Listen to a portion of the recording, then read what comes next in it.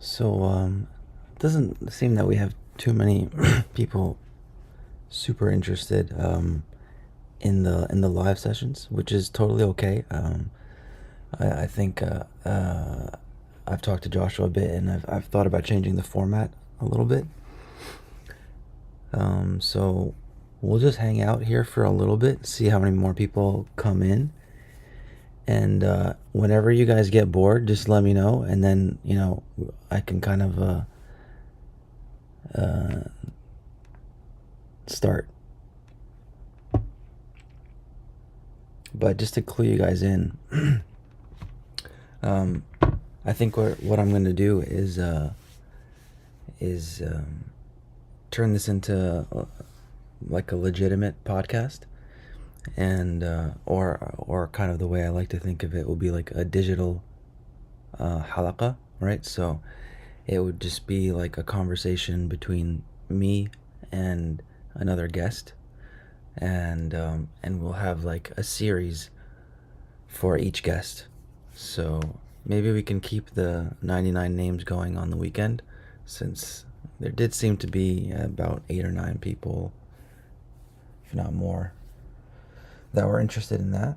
But I'm gonna poll the group a bit and see if anybody's interested in doing one-on-one sessions, one-on-one live sessions.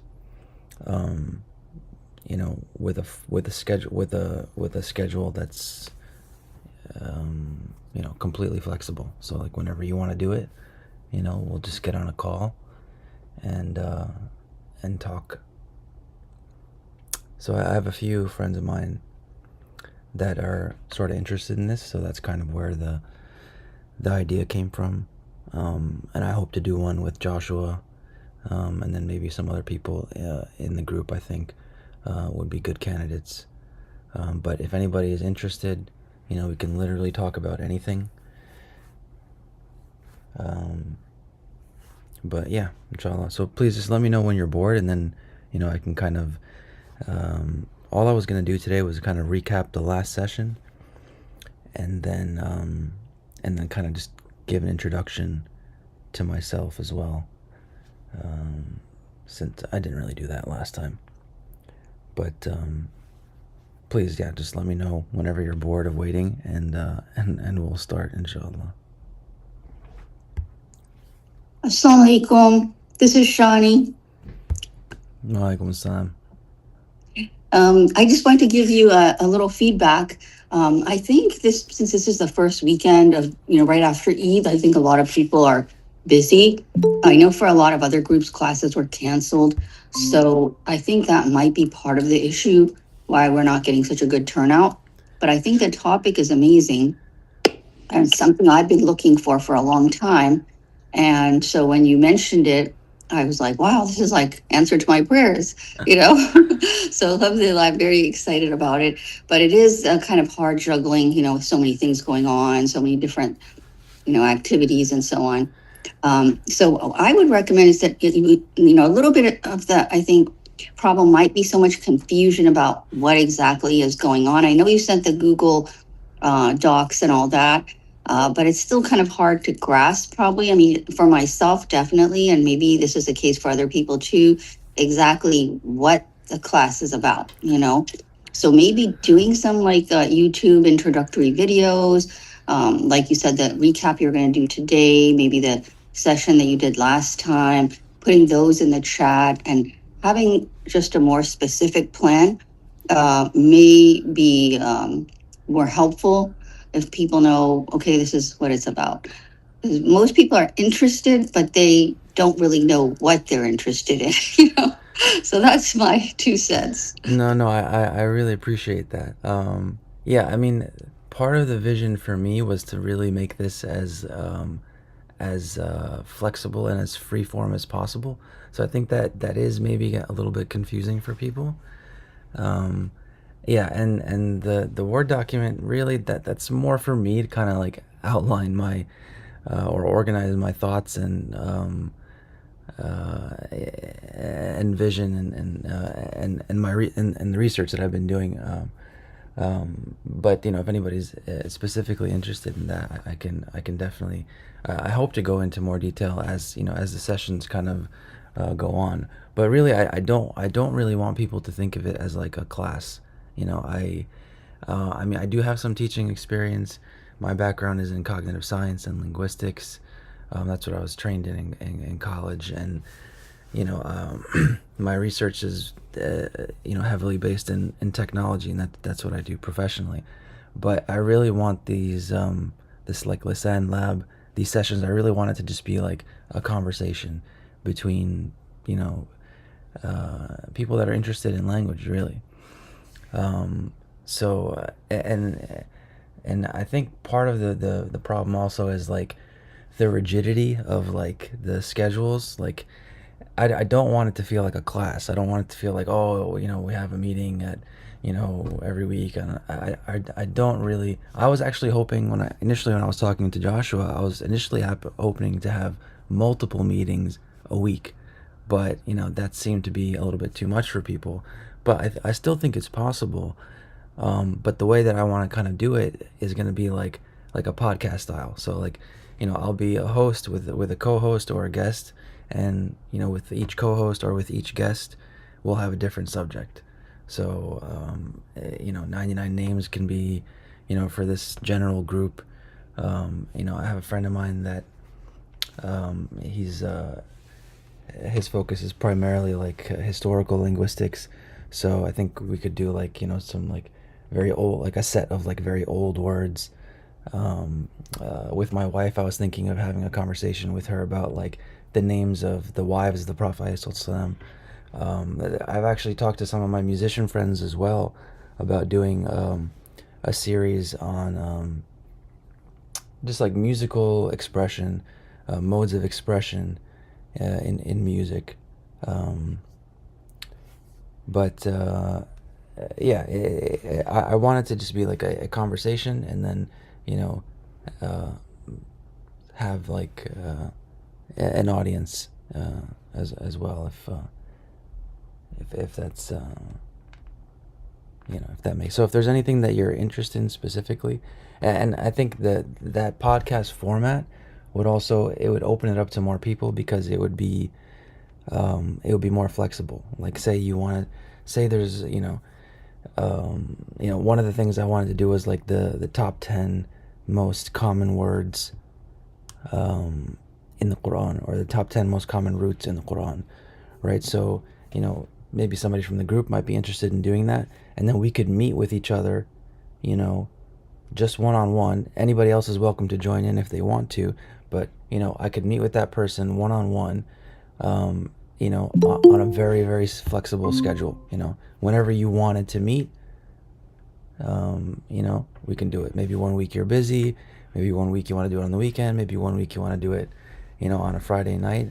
So I want to kind of open up that possibility of making it like just a podcast conversation, and then I can kind of also introduce some of the tools that we use in this space, for doing like linguistic research, for doing research on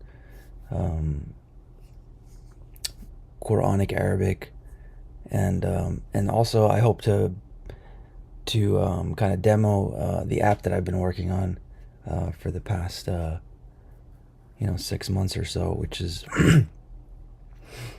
partly the main motivation for this kind of for this group. My initial talks with Joshua were mostly based on that. It was like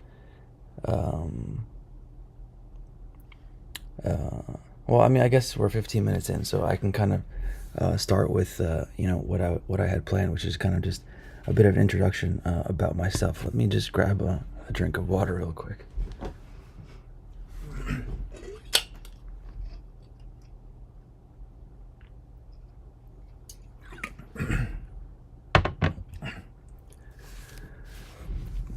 Okay, Bismillah. So Khadija, I think you just walked in, and I think Sister Shani was just saying that it's the first weekend after Eid, so there might not be that much interest right now. And also I think there's a little bit of confusion about how how this, what this group is about and what these meetings are about. So just a little bit about myself. My name is الرحيم.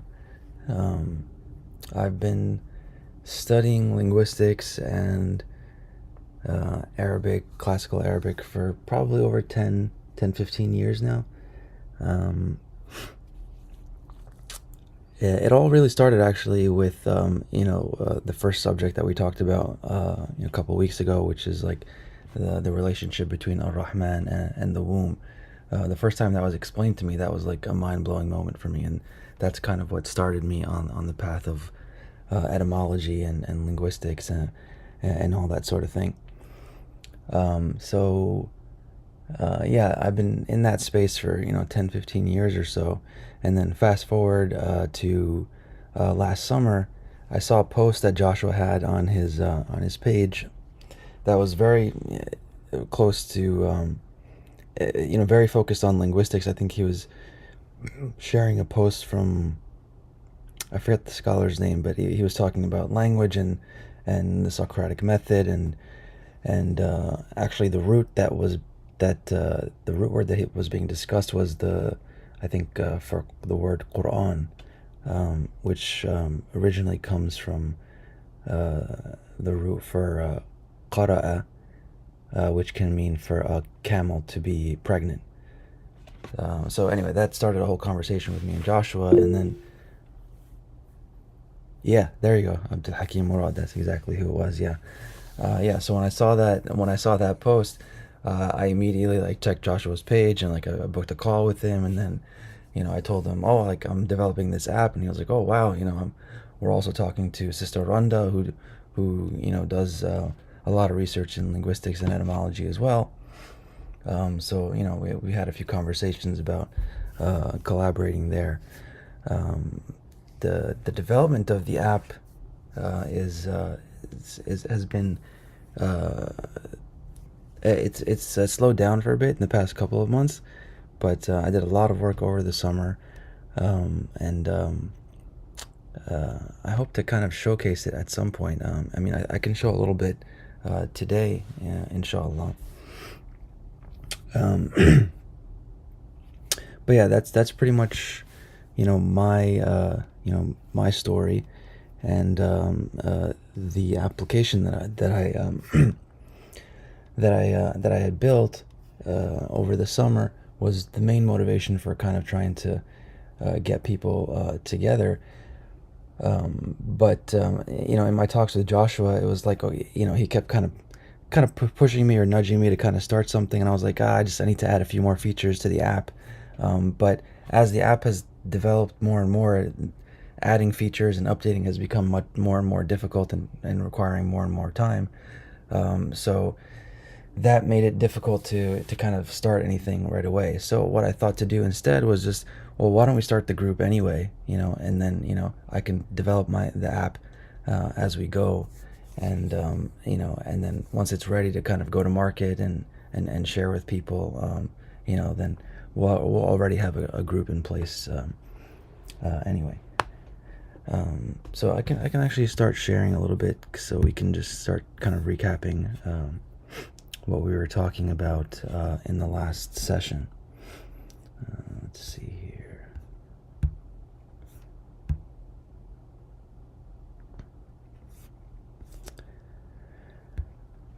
So the app is called Mind Roots. I haven't really shared it publicly because I don't really have the infrastructure in place for a lot of people to start using it. But if you are curious, I can share the URL, and you can play around with it.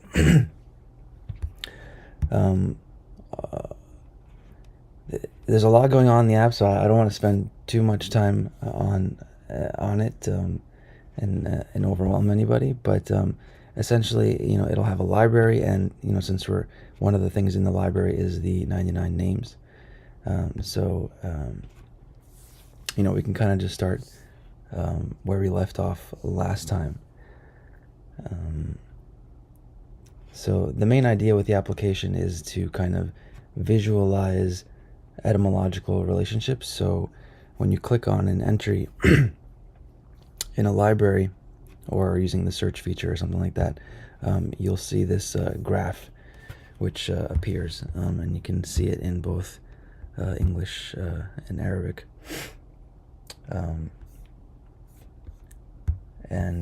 So this will show you the name of Allah, or the word or phrase in the text, and then the red nodes here, they show you the basic form of those words. So here, the name of Allah that we're talking about is Al-Rahman, Al-Rahim, and the two base stems there are Rahim and Rahman, or Ar-Rahman. And then also you have the root here, shows you the root, which is Ra, Ha, and Mim. And then if you click on the word, you'll get a definition of the word, and this is taken from Lane's lexicon. So if you're not familiar with Lane's lexicon, please let me know. I can go a bit into detail about that. It's an amazing resource. And then the other cool part here is if you click on the root, you'll see all of the words that come from that root. And same thing, if you click on the word, you'll see the definition here. There's also some additional features that I want to add, such as like seeing grammatical forms. This is still kind of in development, but you can kind of see here, if we just refresh the screen. So like these blue dots here would represent like different grammatical ways of categorizing the words. So maybe if you put it in English, it's a little bit more straightforward. But so, and this will this can evolve into a lot of different things, because there's a lot of different ways to classify a word grammatically. But for example, like Rahman and Rahim, you could describe them as nouns of state, or nouns of essence. There should also be a note here, kind of which would represent a superlative form, or sighat al-mubalagha, like that we talked about last time. So and then I'm not sure if anybody remembers the notes that I shared last time in the group. So this was basically just what we had talked about in the last session. And let me see if I can switch screens here.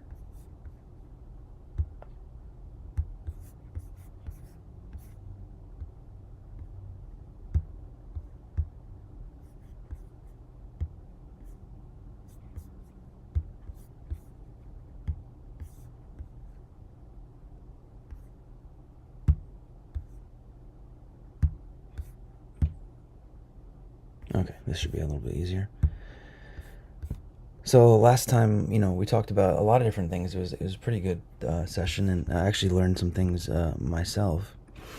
And generally, as I kind of outlined in this document here, the session flow will kind of we'll start with what's the basic idea. So we talked about Al-Rahman and Al-Rahim being the most merciful. I like to translate Rahman and Rahim as the most merciful of all time and space, but there's lots of different translations. And someone brought up a very good point, which was that most scholars describe Rahman and Rahim and the difference between them as Rahman being the general mercy of Allah, or Rahman describing the general mercy of Allah to all of existence and all of creation, everything from mountains, rocks, animals, plants, everything. Whereas Rahim is specific to to human beings, or sentient beings like jinn and human beings. And the interesting thing is, I'm sure that I have heard this before, but it never really sunk in. And that's kind of also a big part of the motivation for this group, and my research, because my background being in linguistics and cognitive science, a big focus for me is about learning and how we learn and how to improve methods of learning. So I think that the first time that I heard that idea of Rahman being general mercy and Rahim being specific mercy, it never really sunk in because it lacked some way of grounding that meaning. And what I mean by grounding is kind of a technical term, but I think it's the best way to describe it is what we talked about last week, or what we focused on mostly, being the idea of the womb, right? So like the idea of Ar-Rahman, or the idea of mercy, is tied to this idea of a womb, and that's the pattern and really the main focus of this group, is that what we find repeatedly in language is that you have these abstract ideas which are linked to concrete ideas. So you have this abstract idea of mercy, which is tied to the physical idea of a womb. And we'll see that countless times, in language, and especially in Arabic, because Arabic is one of the most well-preserved languages. You don't have to raise your hand, Shani. There's not too many people in here, so you can feel free to. Did you have a thought you wanted to share? Yes, but I was going to say that. So this concept, from my limited understanding, seems that it's very unique to the Arabic language. I don't think there's any other languages that have this, linkage of meaning across root letters. So no, actually that's not true. Arabic just does it better than any other language, and the primary reason for that is because of the Quran, right? Because most languages evolve and decay over time, but because the Quran is so well preserved for almost 1,500 years now, right, since it was revealed to the Prophet ﷺ, because of that, it anchored the language. So this is something that's really unprecedented in human history and in linguistic history, right? And in my opinion, I think that should be like, they should be teaching that in college. It should be a focus in any linguistics class. But Yes, absolutely. yeah, but there's a lot of politics in linguistics and in academics and in colleges Yeah. and schools and stuff like that. So that sort of thing doesn't happen.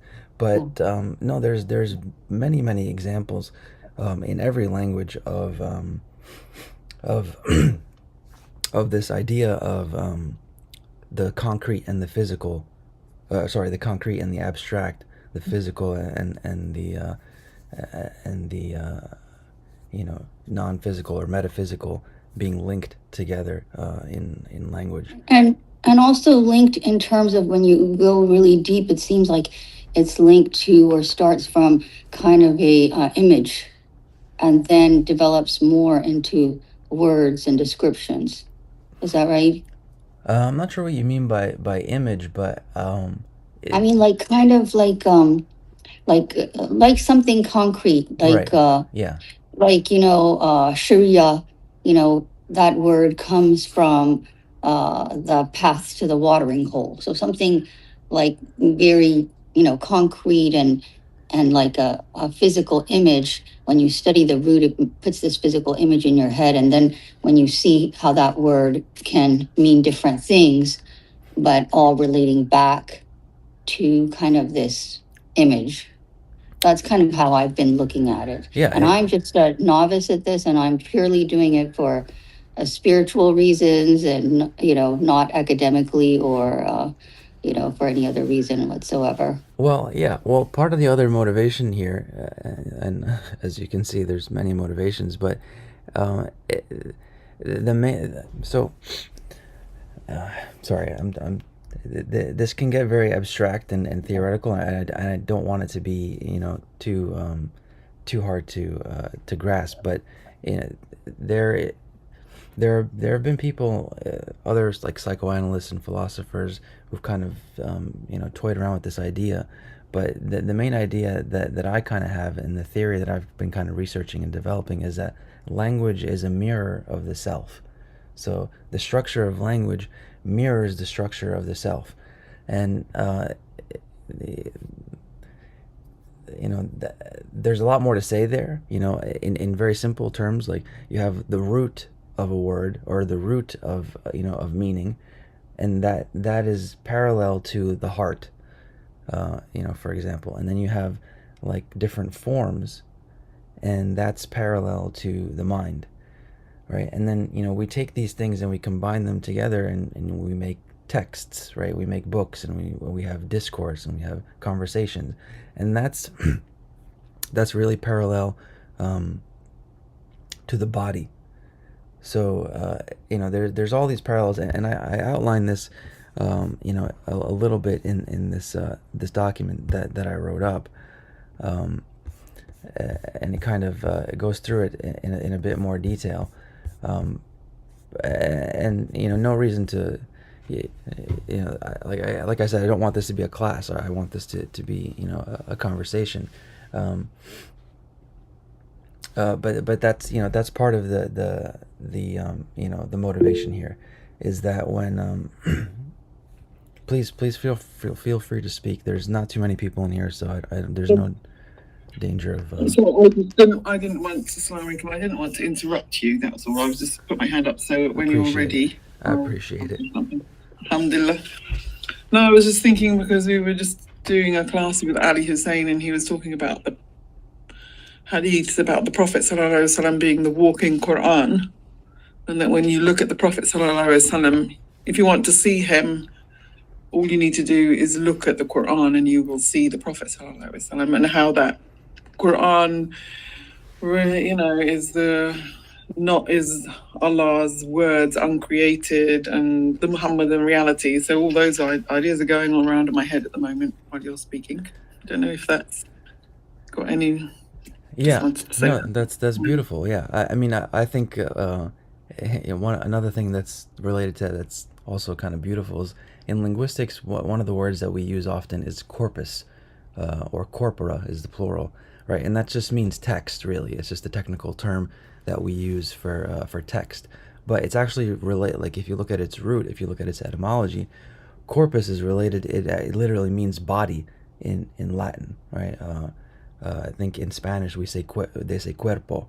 Cuerpo means like your body, right? So it's the same root. So when we talk about a body of text, it's literally the parallel is very, very clear, between language and the body, and or language and the self.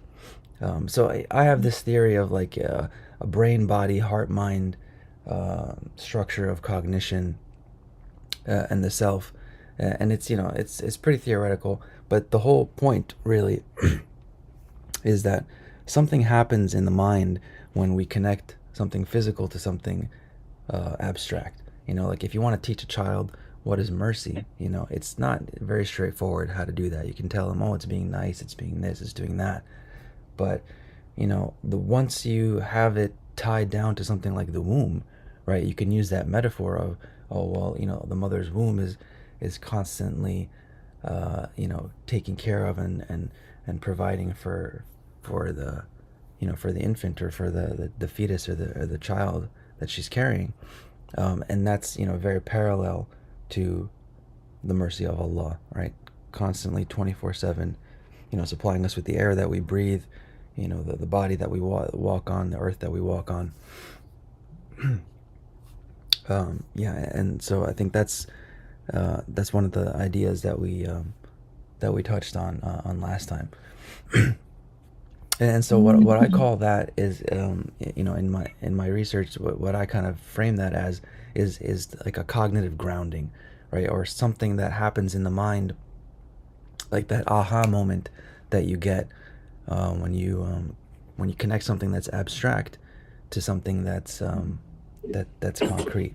And just to go back to, I think it was Shani's point about other languages. One of my favorite examples in English is the word for spirit, right? So in English we say spirit, and that comes from the Latin espiritu, which means breath, to breathe, right? So there's a very close tie, or a very kind of like obvious connection between like breath and one's spirit, and that's also, we find the similar thing in Arabic as well. So sometimes these things are cross-linguistic, as we say, or universal, right? Because in Arabic, one of the words that we have for the self is nafs, right? And nafs is also that root. One of the words that comes from that also is also breathing, to breathe. So yeah, so that sort of like connection between the physical and the metaphysical, concrete and abstract, that's found in all languages, but Arabic just does it better than any other language, because it's just been, the Arabic language has just been preserved better than any other language because of the Quran, anchoring it in history. No other language has had like a text that's been preserved for almost 1500 years without any change, still being spoken and read and understood, the same exact way it was almost 1500 years ago. So regarding that point that you mentioned about the historical, context of it, I, just from my limited study of the Arabic language, it seems like, the way the Arabic language is structured is so comprehensive and almost, so scientific in the way that it is all connected, with these root letters and sounds and so on. But one thing I was curious about is that before the Quran, since the Arabs had like this, nomadic life, from what I understand, they didn't have books, they didn't really write things down very much. It was all in their head. And so when I talk to a lot of since I'm starting to study, some of this Arabic just kind of as a hobby, really, and for spiritual reasons, what I've learned is that that Hans Wehr, that he was a group of scholars that was like linguistic scholars, German, who was commissioned by Hitler to make an German Arabic dictionary, and design this whole system connecting everything in the dictionary with root letters. Is that correct? Is that the first time in history that happened? Or did the Arabs already have a dictionary based on root letters and all of this kind of thing? Oh yeah, yes, they definitely had lexicons or dictionaries that were organized by roots. Yeah, that's definitely the case. Okay. So I wasn't sure if he came up with that systematic approach or if it existed. Because the strange thing is, whenever I talk to like Arab friends, and these aren't like scholars or anybody, just, random Arab friends that I might meet who are native Arabic speakers. And when I bring up this concept that, I've learned in different classes I've taken about the Arabic language and the root letters and so on, because it seems like they teach you these root letters so you can use the dictionary and look things up. So that's why I've been, learning more about the root letters and things like that. But whenever I ask an Arab friend about it, they always look at me like I'm so strange. Like, what are you talking about? That's not connected. Right. just because they have the same root letters doesn't mean anything. Doesn't mean they're going to be connected in meaning. But I'm like, but this is what I'm being told in class. And they're like, they just look at me really strange. So I'm just always surprised. What is going on here? Yeah, so khair inshallah. I mean, that's also part of the motivation for my research, right? Because, and just, for anybody that's listening now, and anyone that might be listening to this the recording in the future, I hope to have these sessions much more focused and not so theoretical. But I think, having the first session, be kind of a good introduction to my research and, all of and the space in general, this space of like root meanings and understanding. I think it would be good to have, this conversation at least at the beginning of any one of these series that we have. But in the future, each session, I would hope for it to be just we take one idea and we just do a deep dive. But just to kind of go back to what you were saying, a large part of the motivation, for my research is, like I said, improving teaching methods, right, and learning methods. And it also kind of goes back to the whole thing I was talking about with language mirroring the self. And this kind of becomes, a spiritual problem, a spiritual crisis, even, a social problem, because what happens very often, or much more frequently in the modern world, is this disconnection between the heart and the body, or the heart and the mind. We're often either very stuck in our bodies and cannot accept, new ideas, or we're very stuck in our heads and we can't connect with other people, or see things from a different perspective. And that's kind of the crisis of the modern age, right? Is that like we're very disconnected from our roots, literally and figuratively in the linguistic sense. But we're also very disconnected from our bodies and disconnected from the physical world. So I think something that happens, when you study language at a deep level, you reconnect the heart and the mind. You reconnect the heart and the body, or the brain and the body. And then you kind of also reconnect yourself to physical reality. Just like, just even the idea of like the spirit being connected to your breath, or mercy being connected to, a physical womb. I think just once you make that connection in your head, I think something kind of changes, and you're grounded a bit more in reality. So yeah, it's very true that even native Arabic speakers will have no idea whatsoever. Just because they're native speakers does not mean they have any sort of understanding of the deeper layers within language. There has been some research that's been conducted on people to see if there is such a thing as a root, right? Because like this like I said, the theory here can get very like dense and heavy, but some people, they don't like the idea of like there being a root meaning, right? And they say that there's no such thing as a root, it's just like we just have words in our head, and that's it. But there has been some research to show that, like, if you see one word, and then later you see another word that's related to that has the same root, that your mind is more primed, or it's there's some connection, like some unconscious connection, even if it's not conscious. You remind me of one time I was in Egypt,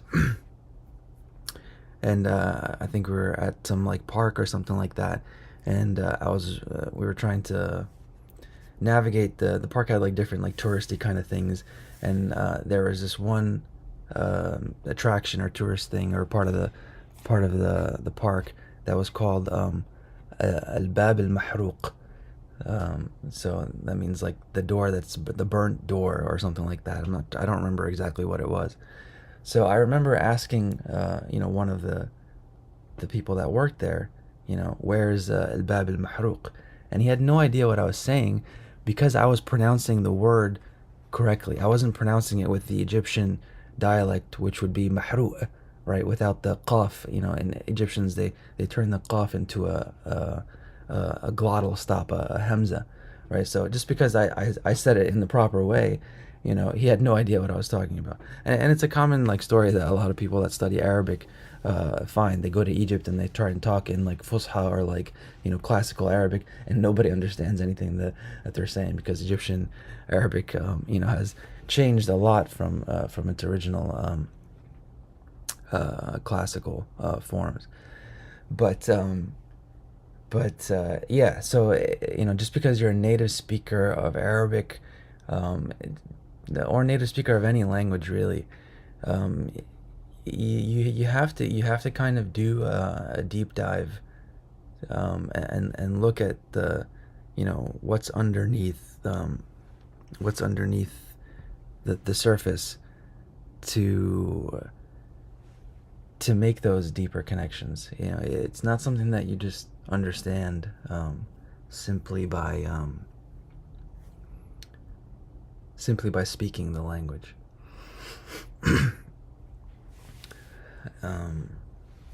Which is an interesting thing to kind of think about, right? Because even within English, in other languages, those etymological connections are always there. It's just maybe people, maybe in antiquity or classical people, maybe they understood those things a bit more intuitively, because like we said, in the modern age, being disconnected from your heart, or being disconnected from your body, and being disconnected from the earth they're much more modern problems. So maybe it was more obvious to the Arabic speaker during the time of the Prophet ﷺ that Rahman is connected to the womb, and other connections like that as well. So we can talk about education and learning, and all the difficulties that you kind of run into there endlessly, I'm sure. But the main point for me is, I think that when you study language at a deep level, you start to reconnect yourself, or reintegrate yourself into reality in a much more concrete way. And to kind of get back to Rahman and Rahim, like I said, I'm pretty sure that I had heard this idea of general and specific mercy a long time ago, but it never sunk into my head, right? And I think that's because there wasn't anything physical to kind of ground the idea. But as I continued to study, and most recently with Sister Rhonda and her her Iqra methodology, I came across the idea of Rahman again, and she made the connection between Rahman and time, because in Arabic we say al-an, so that sound is present again in the word Rahman in that superlative form. So that made me think about it again, and I think that idea is reflected. So the idea of general and specific mercy, I think, is reflected in the grammar. And so now that I kind of make that connection, so the grounding can kind of happen at multiple levels, I think. At the most basic level, you just take something that's physical and you connect it to something that's abstract. But at another level, when you start to understand linguistic structures, it starts to make more sense why a word has a certain form, or why a word, when we get into like root meaning, the meaning of like letters, it starts to make sense. Why does this word have this meaning, or why does this root have this meaning? When you combine these letters, so the deeper you go, the more grounded you are. But Sorry, can I interrupt again? Yes, feel Hello. free. So, I don't have a logical structure to any of what I'm saying, but there was so you talked about there was the corpus and the embodiment of language in a text, but that's also embodiment, physically embodying language. And then I was thinking about the logos, which is the word and the defining principle, and the idea of in the beginning was the word.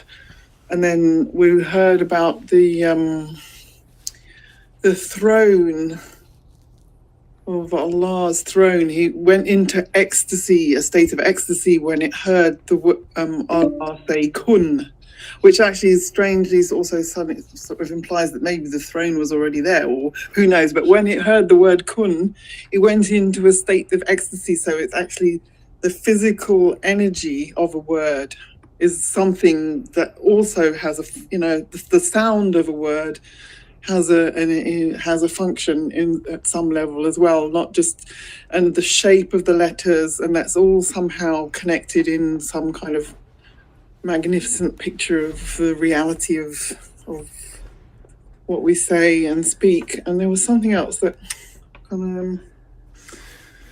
was about the embodying, but it's disappeared. I might, if it comes back. No, that's beautiful, mashallah. So I wasn't sure. Sorry, yeah, I just came back, sorry. Go ahead. But then there was this other thing, was like, for example, about, I read somewhere once about there was it was saying about the lack of connection to our heart and to meaning and to these kind of things that we have suffering in this day and age. The other thing that so we cut off from our spirituality, but in the time of the Prophet ﷺ, or in previous times, for example, the tajalli was completely different. And for example, have heard that in previous ages, when, for example, they would make a sacrifice to God, to Allah on the altar, he would actually literally send down a ball of fire to consume that piece of that lamb, and would be seen. Or that they'd say, for example, Sayyidina Umar saw shaitan. Literally, they used to see shaitan walking about, or the people would see the jinn in the desert and all these kind of things. So they had a whole completely different mental understanding of their reality that we seem to have kind of sort of shoved off into the corner as nonsense. That's what I was thinking as well. That's it.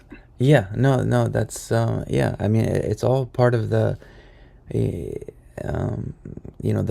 think the fractal structure of existence, right, or the fractal structure of the universe. There's everything is like a mirror of itself in a way, and I think that the most potent mirror, or the clearest mirror, is language. I wasn't sure how many people would really be very curious about these sort of like philosophical abstractions, but I encourage you to kind of take a closer look at this document, and I kind of update it here and there when ideas become a little bit more clear to me. But to kind of just touch a little bit on what you were saying, I think I mentioned, like, the root is parallel to the heart, grammatical forms are parallel to the mind, discourse, speech, text, that's parallel to the body. But and then when we talk about the brain, really we're talking about sound, right? So that's another really simple way to kind of characterize this podcast, or these sessions, or study group, however you want to think of it, as kind of an exploration of sound at its most basic level. So Rahman and Rahim is a bit more, there's a lot more to it, I think, than any of the other names. The other names will be a little bit more simple and straightforward, but there's a lot of stuff to talk about, a lot of layers to Rahman and Rahim. But really, all we're really trying to do is kind of just like have that experience with sound, at a very basic level, and sort of share that experience with each other. One of the things that I also mentioned last time was how it's really important actually that this is not a scholarly effort, right? It's not an academic effort, right? Because you know, scholars don't know everything, you know, to kind of put it in simple terms, and oftentimes, you know, what the simple person, you know, that has absolutely no formal education, you know, what that person understands and how they view the world is something that's completely inaccessible to the scholar. Just like, you know, all the books and knowledge that a scholar might have is inaccessible to, you know, the average person. You know, there's a balance there. And so there's something beautiful that happens when you share perspectives that way, because somebody that's never ever heard, you know, the connection between mercy and the womb, you know, the first time they hear that, something might happen to them that's unique, and that is that will be insightful to other people, you know. And that's why I think it's really important to just kind of like you know, talk about this stuff, but you know, also just make it really simple. Like, hey, well, you know, what's your first impression of you know, of this idea? You know, what was the first thing, you know, that you learned about this or whatever that, and then, okay, here, look at this. Now what happened? You know, we'll talk about other names of Allah, you know, in this specific session, and then, you know, once maybe you'll make a connection that you never heard before. You know, like you know, like one name is one root meaning has this concrete thing, and once you hear that for the first time, you know, really pay attention to like what happens in your mind, what happens in your body when you try and make that that connection. Yeah, and so I think that's, you know, that's one of the real goals for me, is to just see how the average person experiences language, right? And then record that experience and share it with other people. You know, for some people, you know, nothing might really happen, right? Or you might not really have a lot of insight. You know, when you look at language, a lot of the oldest concepts, you know, they're very tied to nature and like agriculture and and animals and stuff like that. So somebody that, you know, that maybe lives on a farm or lives in the countryside, they might make those connections much quicker, right? They might they might have a, you know, a sense for that kind of thing, as opposed to somebody that lives in the city, or, you know, that's used to a much more urban kind of lifestyle. Yeah, so yeah, that's why I think it's really important to kind of, you know, share perspectives there as much as possible. I think we only have a few minutes. I mean, if people are interested, I think we can restart the same Google Meet. But I just want to kind of recap a little bit again what we talked about in the last session. So these notes are in the Excel sheet, which is in the group description. But the other thing I want to mention real quick is that the goal eventually is to have these notes within the MindRoots application. So, you know, for example, here, these are notes for the root. So, you know, we said the basic meaning is the most merciful of all time and space. That's the kind of translation that I like. We said that the root is embodied in the physical reality of a mother's womb. You know, and a lot of the words that we used, people said encapsulating, encompassing, nurturing. And then, you know, there's some other notes here about how the womb reflects Allah's mercy. So the idea, hopefully, inshallah, you know, with future development of the app, just like you can click on a word here and see the definition that Lane, the Lane's lexicon has. The goal, inshallah, will be that so that you can click on a root, and not only to see all the words which come from that root, but you'll also be able to see these notes, which I'll upload to the database, you know, as we go through, as we continue on in these sessions, inshallah. So yeah, I think we kind of talked pretty much.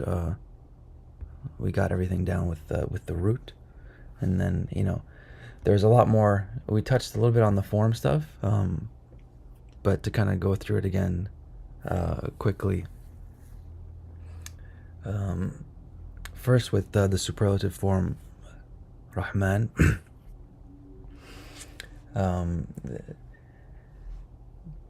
The simple thing that we can say is that it's the most superlative form, or it's the grammatical form in Arabic which indicates extremeness.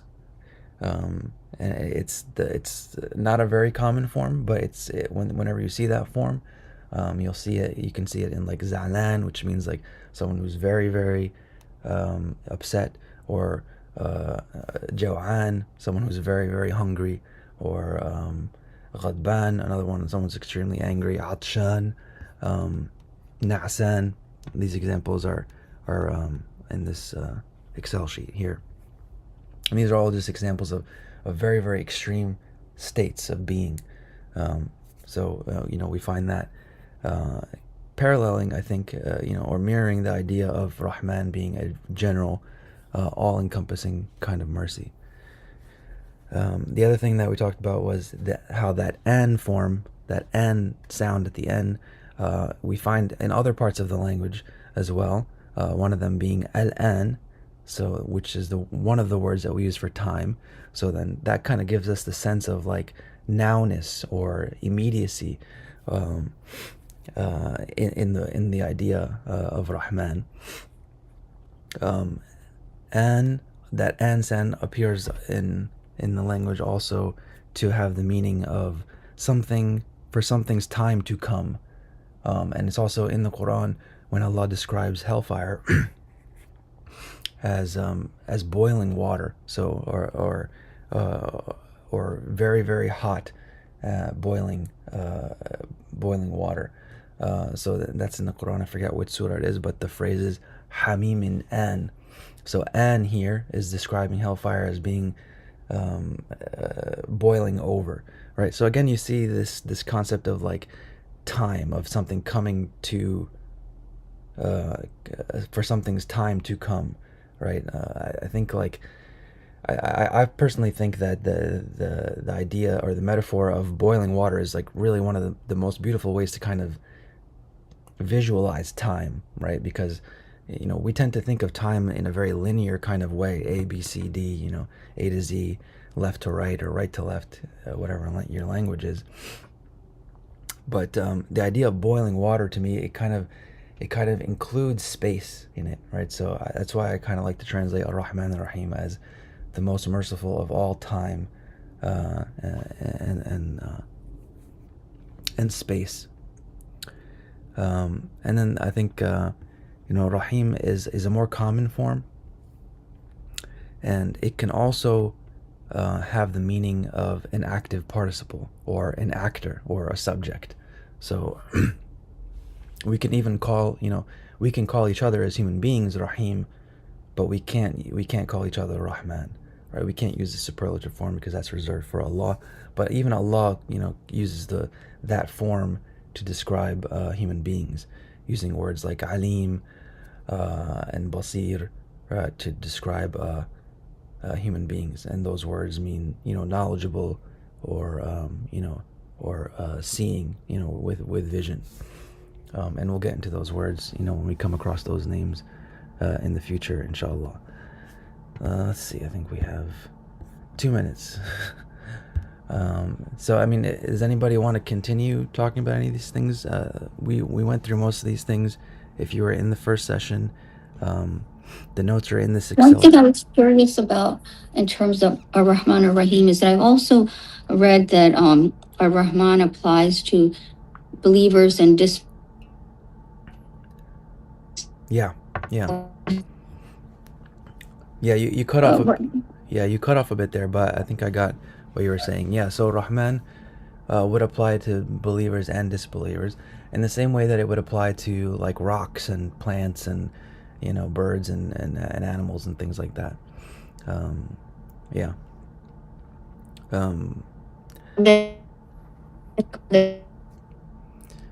Sorry, you're breaking up a lot, Shani. We can't really hear you. Oh my goodness. I was saying, and Ar-Rahim is specific for the believers.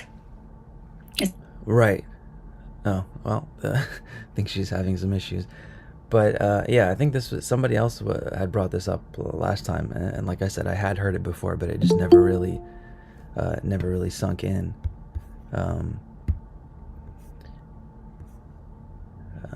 So if people still want to continue the discussion, we only have a minute left. So once this call ends, I think we can just use the same link. If not, let me know in the chat and we can create a new one. But that's pretty much, I'm curious if anybody has any thoughts or reflections on Rahim, since we didn't talk about that as much last time or much today. But yeah, there you go. Well,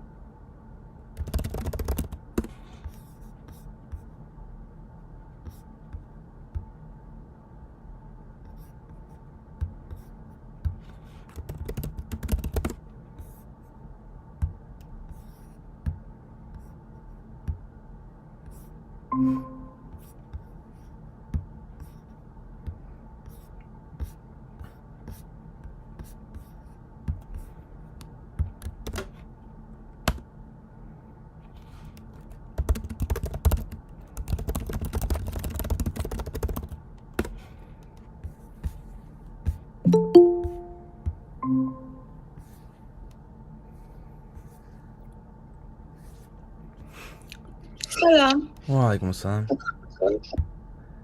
Did the meeting start 1 hour ago? Yeah. That's okay. We recorded it this time, so I think there wasn't too many people that were ready so soon after Eid, but the meeting was recorded. So I'm so sorry. I think it's the time difference. It didn't update everywhere. I don't know why, because you said 8 p.m. Cairo, and I knew that 8 p.m. Cairo is the same time as my time frame, time zone, which is Romania, and I thought it's so confusing. no worries at all. I think I'm so sorry I missed it. no, it's no big deal at all. Like I said, I think someone else mentioned this, being so soon after Eid. I think a lot of people weren't ready to get back into this sort of thing. To study. Looks like we have another new person here, but that's okay. So the meeting was recorded. I hope the recording went okay. So we'll share that with everyone. Let's see if anybody else is gonna hop back in here.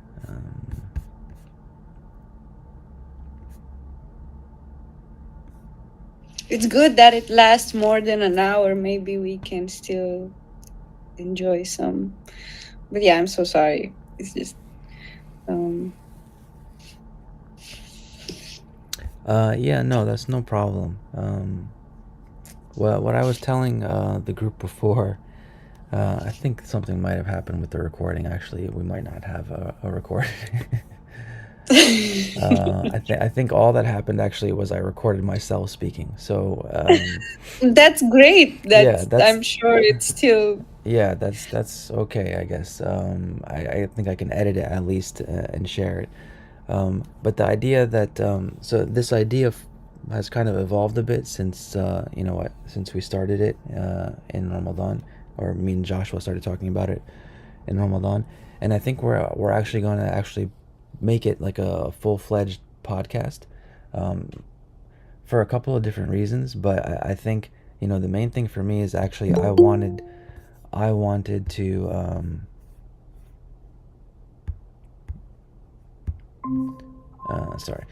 so I wanted to actually have these meetings more frequently, like multiple times a week. But I think that's too difficult for everybody.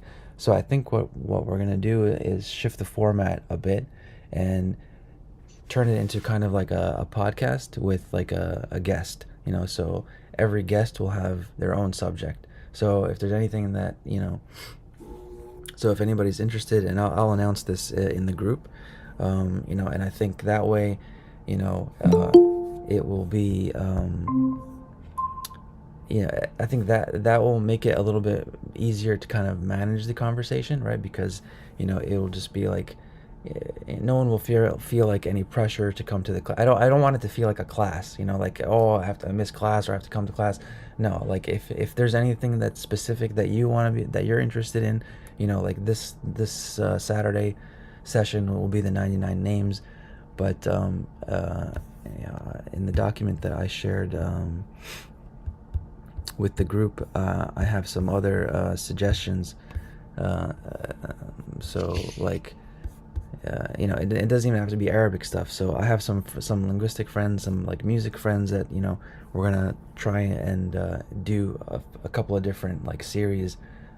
So, you know, one subject that I wanted to do was, you know, top 10 words in the Quran, or top 10 roots in the Quran, or the names of the surahs, or names of, like, you know, famous people, or like opposites or colors, you know. So anything. The idea is just to take, like, you know, very basic, simple ideas and just do a deep dive, you know, for an hour or 20 minutes, whatever it takes. You know, the first session that we've done so far is الرحم الرحيم, which is a little bit more it has a little bit more depth to it. You know, it's 2 words. There's a lot of different layers of meaning there. But other words that we'll do, I think, you know, next week will be al-Malik. You know, a much simpler word, much simpler kind of etymology, or, you know, semantics. So yeah, I'll make this announcement in the group, inshallah. I have a few friends that are interested, so we're trying to work out like a schedule. I want to do one with Joshua as well. But yeah, if anybody is interested in any specific subject, I'm gonna have like a calendar thing, so you can you know, book or you know, we can set a time. The other thing is, like, this will make it much more flexible too. You know, instead of it being like every Saturday at this time, you know, it could just be like, okay, you know, me and Joshua are gonna meet later this week and get on a call and talk about, you know, and start a series on, you know, I don't know, the 7 deadly sins, or like colors, or something like that. And then, you know, maybe on another day I have, you know, a call with, you know, Mara or Shani or somebody else from the group, and we're going to start a new series, you know, on animal names or something like that, you know. And, you know, I'll present like my linguistic sort of etymological kind of perspective. But, you know, the main goal really is to share perspectives. So, you know, it's not a class. It's not like, you know, it doesn't have to be like a, you know, a very rigid sort of thing. It just really I want it to just be like a conversation, like catching up, you know, with an old friend, sort of thing. The idea is amazing, and I really hope, inshallah, that it will come to fruition. Yeah. But the whole concept of old friends, I still think that we still need to chat and have a venue where we can discuss, and so we can become old friends, you know, because I'm sure, like, I think it's not just me that this idea is amazing, but we still need to get rid of the you know, like the nervousness and everything in the beginning. And I think that usually happens after we interact for a while. If you if you feel me. No, yeah, that makes yeah. I think what we'll do is the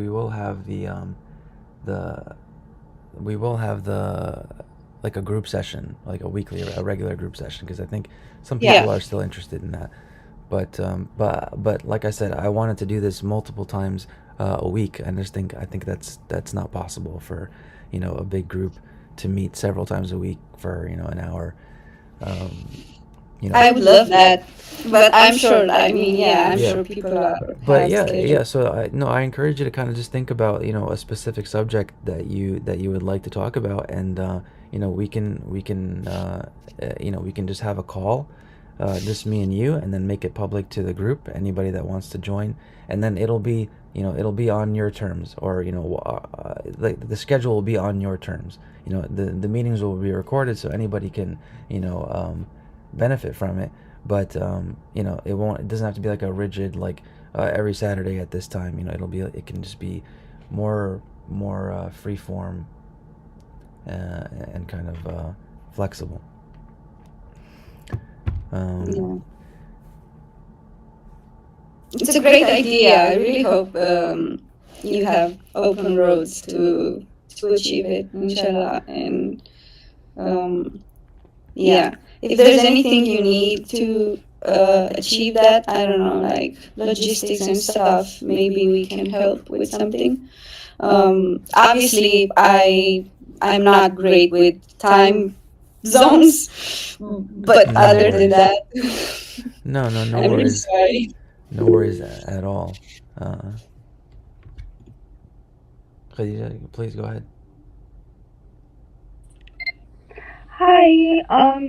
So I'm a bit confused because I don't really understand. You mentioned like, because the way that I understood this is being like a thing that has like a specific time and we can meet like on a specific day, because I feel like that would kind of be better for people, especially because a lot of people don't really live in the same like time zones. So I feel like that would be better, but I don't really understand what you're talking about. If you could clarify that, that would be helpful. Yeah. So You said it's more like a personal thing that we could. Yeah, sorry, my brain is just like scrambled right now, so I don't really understand. no worries. So the initial idea, or what I wanted to do was, have this kind of group, study group, whatever you want to call it, as many times as possible. Just talk, have a conversation about language as many times as possible. But since that's a little bit difficult to do, I think what I want to do going forward is Also, are we not restricting it to the 99 names, or like, are we going to do like outside of that? Yeah. So the vision as of right now is to have several series going simultaneously. So we'll have one series, or one series of meetings focused on the 99 names, and then we'll have another series focused on like top 10 words in the Quran, and then we'll have maybe another series about like colors, depending on what people are interested in.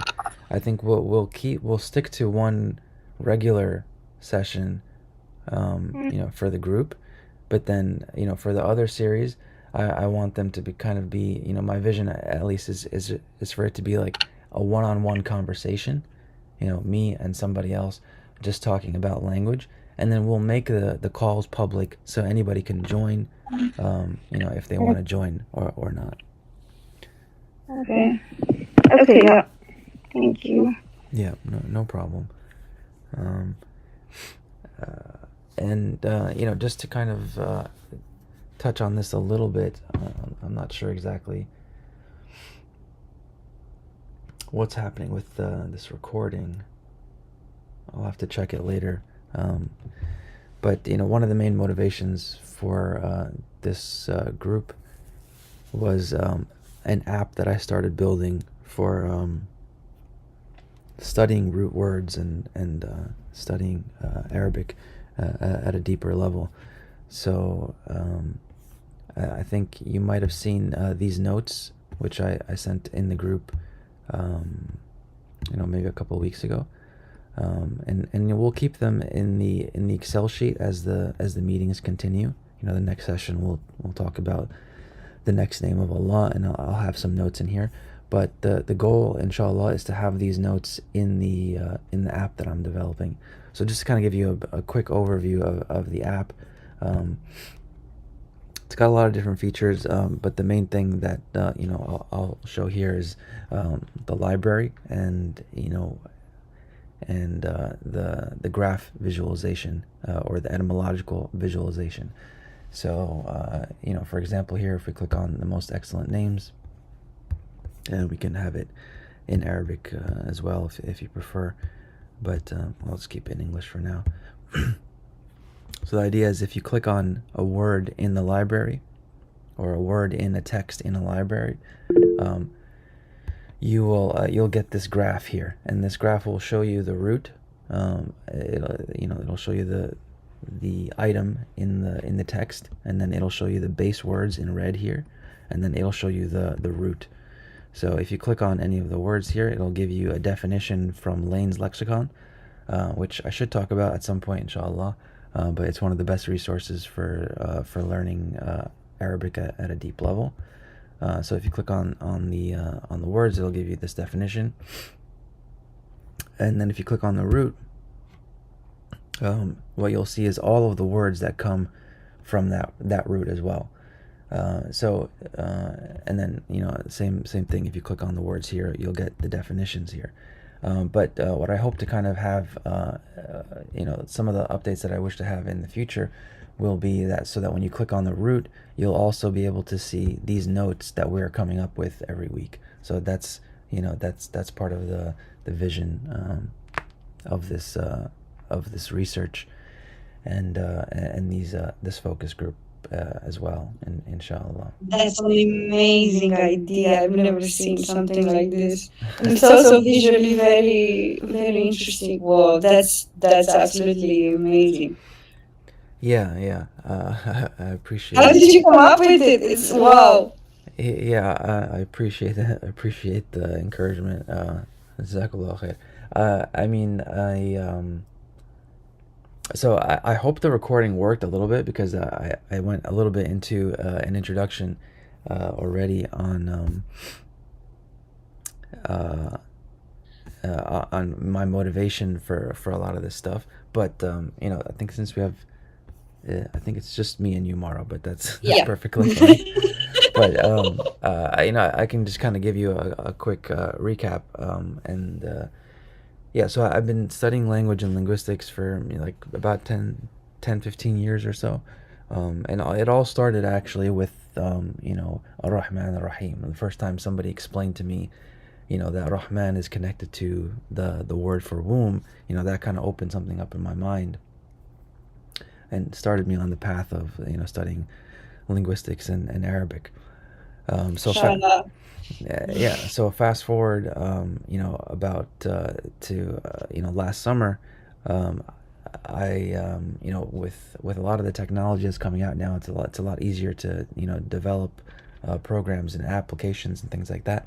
So I started building a research tool for this to study Arabic, to make my studying of Arabic a lot easier. And then I met Joshua, and I found his page, and I found a lot of other people that were also interested in linguistics and Arabic and deep knowledge and that sort of thing. So we started having a conversation about presenting the app to the group, and getting feedback from the group and stuff like that. And then I kept putting it off because I kept telling Joshua, oh, it's not ready yet. I still want to add more features. I still want to add user accounts and things like that. So we kept kind of delaying the any kind of group or any kind of presentation until, you know, about sometime in Ramadan, I was like, you know what, let's just do the group while I'm developing the app, you know, and then we can just keep notes in a spreadsheet or something like that, you know, until, you know, the app is ready to put, you know, for everyone to use it. Yeah, so that's kind of the short version of, you know, my background and, you know, my inspiration for my motivation and my vision for this group, inshallah.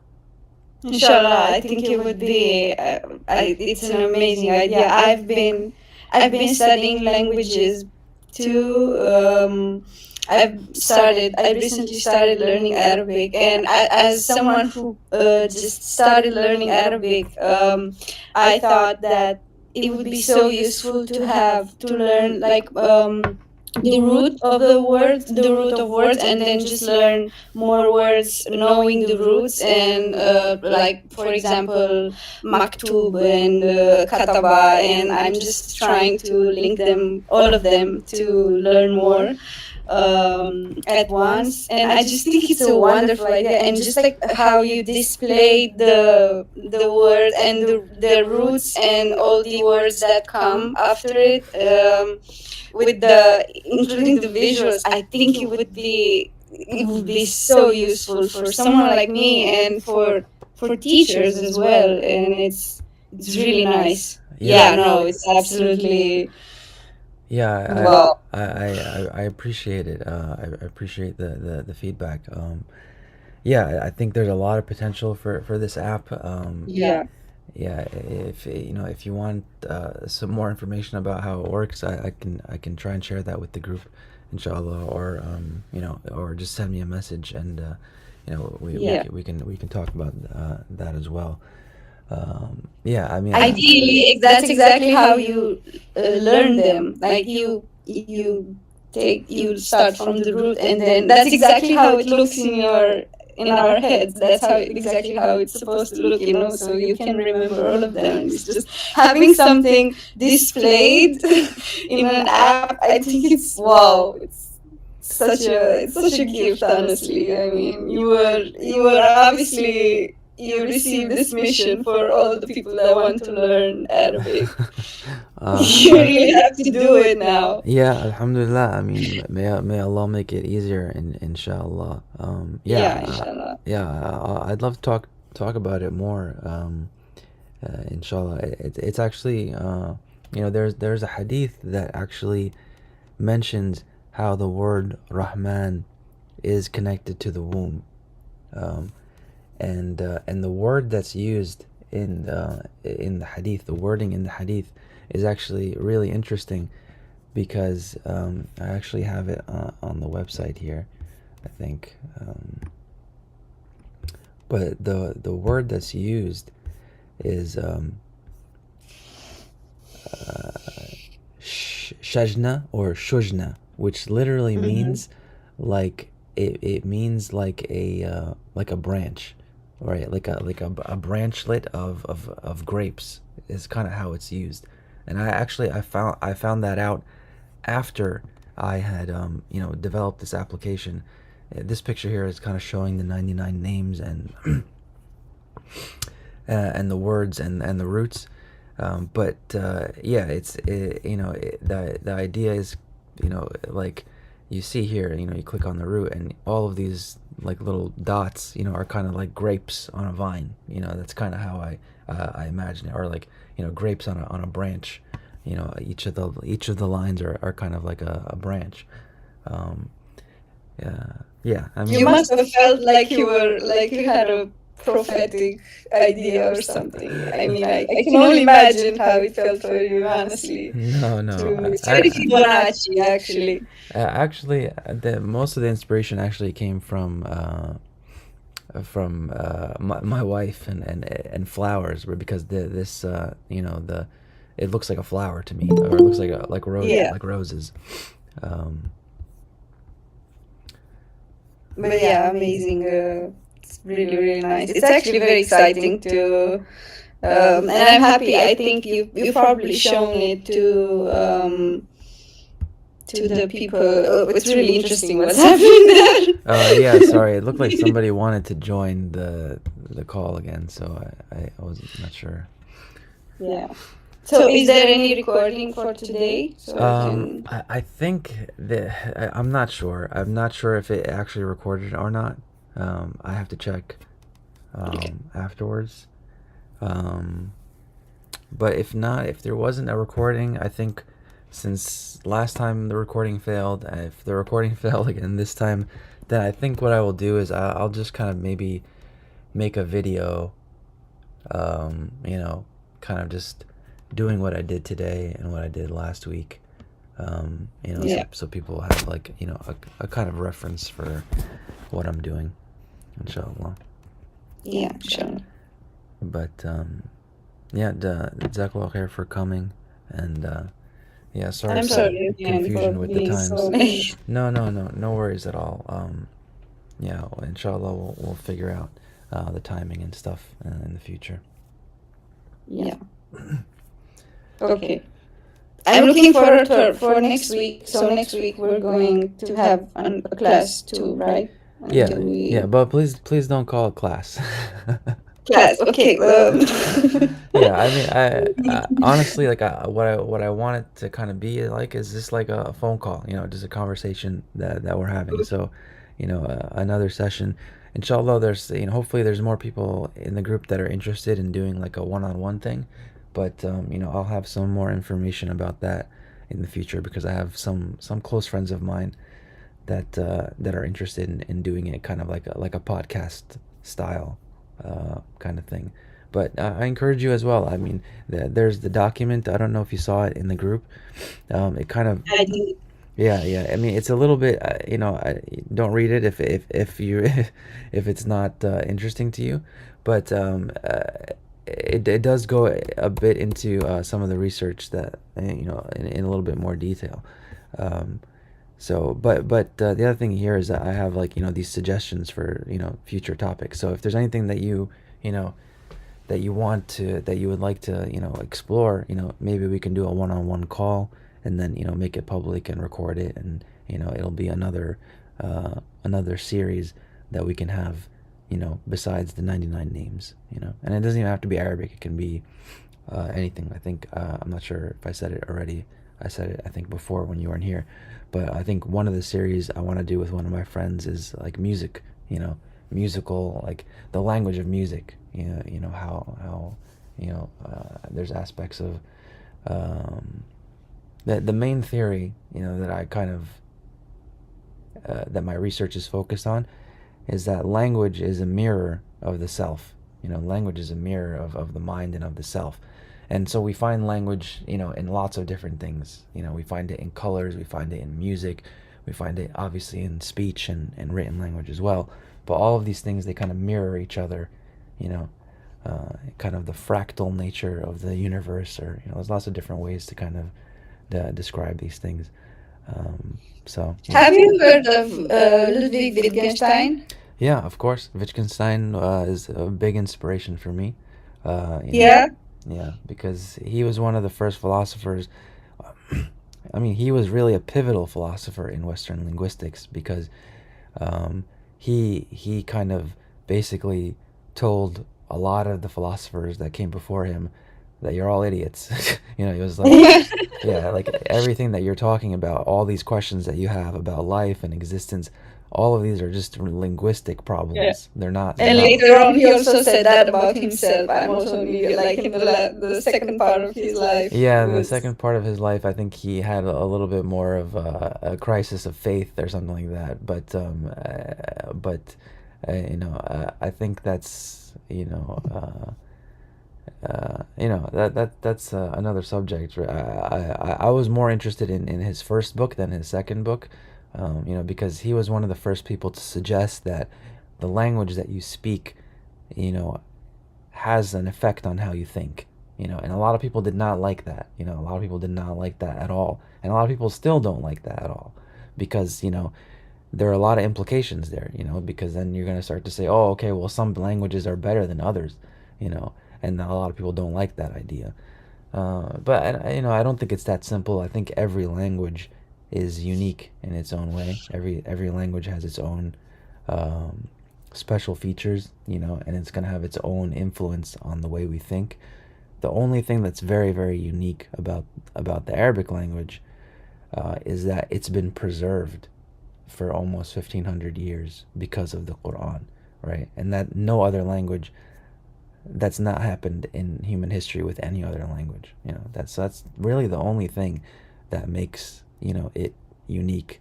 Besides the fact that we, of course, as Muslims believe that Allah chose that language specifically. I mean, rightfully so, He chose it. Yeah.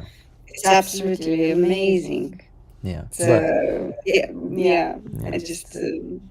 I think it's the most rich and the richest and most beautiful language in the world. And so, in order for me to somehow explain my personal taste, obviously, I say that I also got in touch with Italian or French, for example, and which are seen in the mainstream as beautiful languages. And I still think that Arabic is way more beautiful than the Latin languages.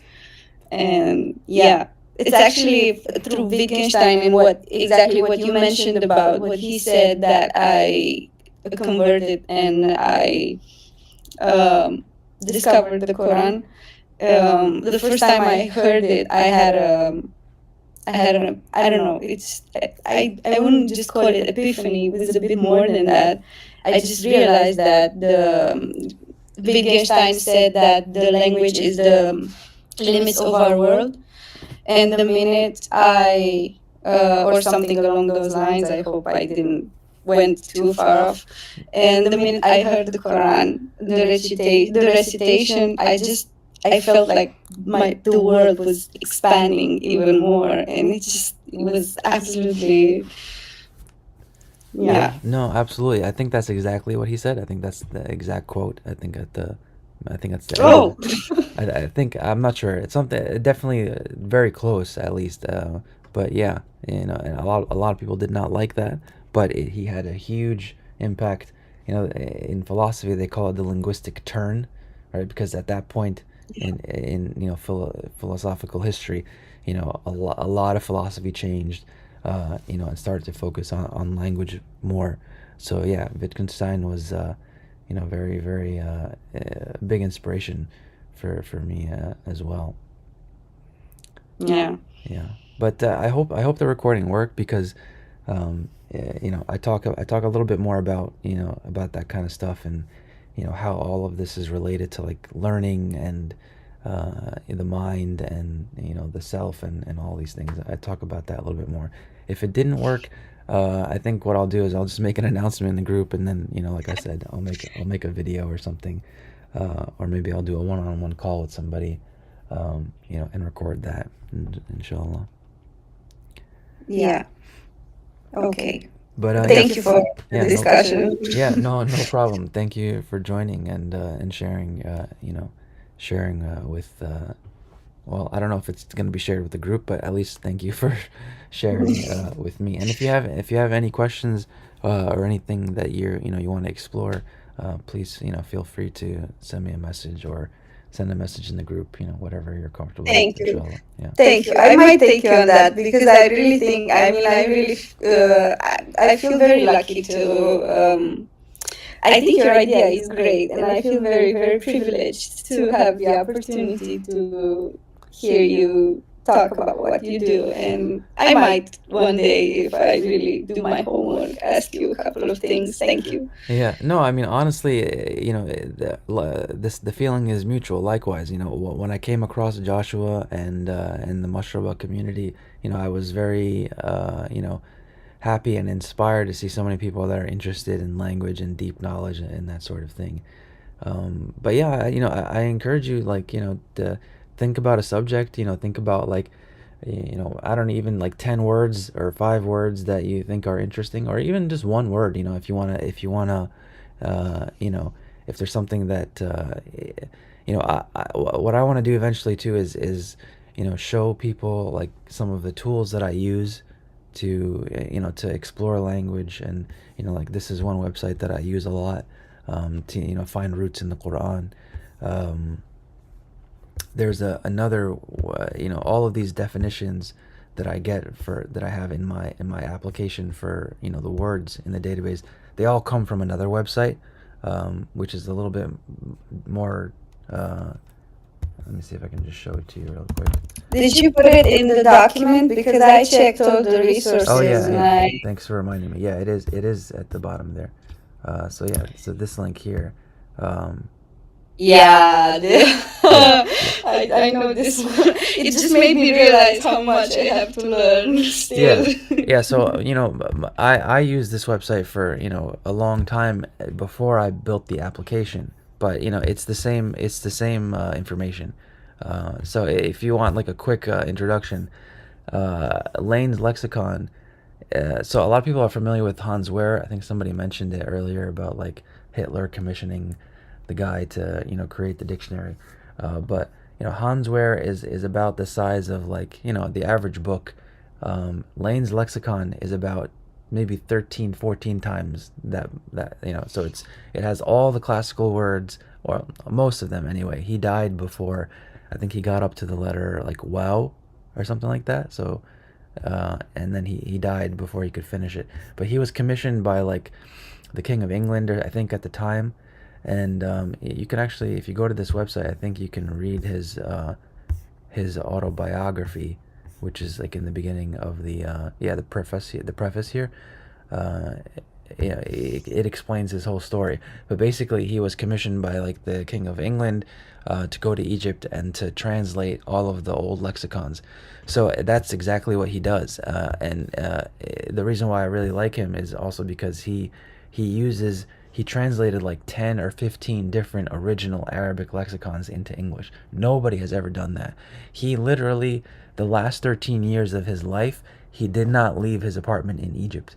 He stayed there until he died in his apartment. So subhanAllah, That's the only way you can meet deadlines, actually. yeah. And he didn't, he died before he got to the end, but I think his son finished for him, something like that, I think. But yeah, like I said, all of the definitions, come from this website. Somebody digitized it, made it a database, and then so I just uploaded that into my app. So it's very easy to just look at a name, and look at a word of Allah, and then click on the word and see the definition there. Wow. So he's basically Lawrence of Arabia of linguistic. Oh, right, yeah. Exactly. That's a very good metaphor. Yeah. But yeah, I didn't know inshallah. the backstory. What's that? I didn't know the backstory. Thank you for telling me. Yeah. Most people are familiar with the Hans Wehr, but unfortunately, I mean, it's his text is a little bit harder to read than the Hans Wehr. Hans Wehr is a little bit more simpler, but Hans Wehr, I think also he does not organize it by roots. I'm not sure actually. I don't remember. Maybe he does organize it by roots, but the Hans Wehr is mostly modern Arabic, whereas Lane's lexicon is classical Arabic. So it has some modern words, but it has 20, 30 times more words than the Hans Wehr does. And your website is currently under development, or is it like out there in the open? Yeah, it's out there in the open. The reason I haven't really shared it with the group is because like I said, I'm kind of a perfectionist, and I kind of want it to be more polished. But if you want to check it out, there's some documentation there. There's a little bit of explanation in there. But I use it all the time. I mostly use the search feature. So like if there's a specific root that you wanna learn more about, you can use this search feature to put in the 3 letters. It has some cool features too. Like if you want to see like all the roots that start with like 1 letter, you can do that. Or if you want to see all the words that start with like 2 letters, you can do that too. And yeah, so in the future I'll have more explanation and more documentation, and obviously you can have it in English or Arabic, and I want to add more languages in the future too, inshallah. But yeah, Inshallah. feel free to explore it.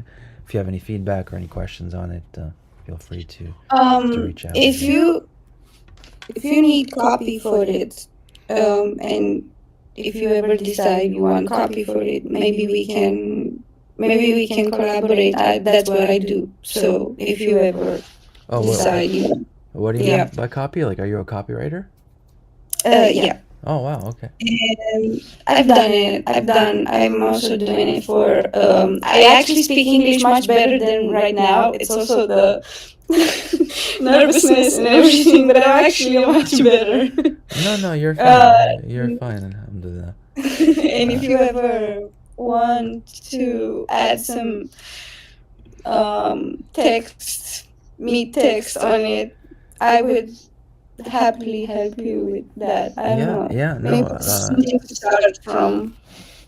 Yeah, no, I appreciate that. I put the link in the chat. Not sure if you saw it. Yeah, I have it here. Okay, yeah, and there is some documentation here. So if you go to the main page, there's some stuff here. I have to update this. There's an about. There's like a getting started. There's some other stuff here, and then obviously there's this document here, which is very theoretical and dense. But yeah, if you have any feedback on any of these things or any suggestions, yeah, I'm completely definitely looking for collaborators. In